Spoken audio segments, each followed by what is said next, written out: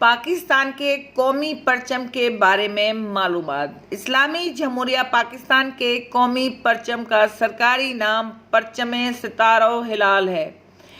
پاکستان کے قومی پرچم کا ڈیزائن سید امیر الدین کدوئی نے مرتب کیا تھا۔ سید امیر الدین کدوئی نے یہ پرچم قائد اعظم کی ہدایت پر ڈیزائن کیا تھا۔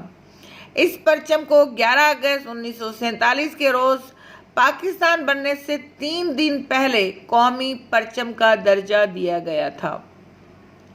پاکستان کا پہلا قومی پرچم 2 بھائیوں ماسٹر افضال حسین اور ان کے چھوٹے بھائی ماسٹر الطاف حسین نے اپنے ہاتھوں سے تیار کیا تھا۔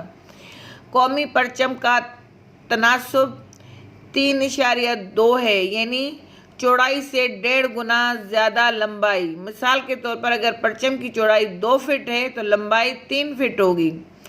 پرچم گہرے سبز اور سفید رنگ پر مشتمل ہے۔ پرچم میں 3 حصے سبز اور 1 حصہ سفید رنگ کا ہوتا ہے۔ پرچم میں سبز رنگ پاکستان میں مسلمانوں کی اکثریت کو ظاہر کرتا ہے۔ اس کے علاوہ پرچم کا سبز رنگ اسلام اور اس مذہب کی آزادی کی نشاندہی کرتا ہے۔ پرچم میں سفید رنگ کی دھاری اقلیتوں کی نشاندہی کرتی ہے۔ چونکہ پاکستان میں کئی اقلیتیں ہیں، اس لیے سب کی نمائندگی کے لیے علیحدہ رنگ یا نشان رکھنا تو موزوں نہ تھا،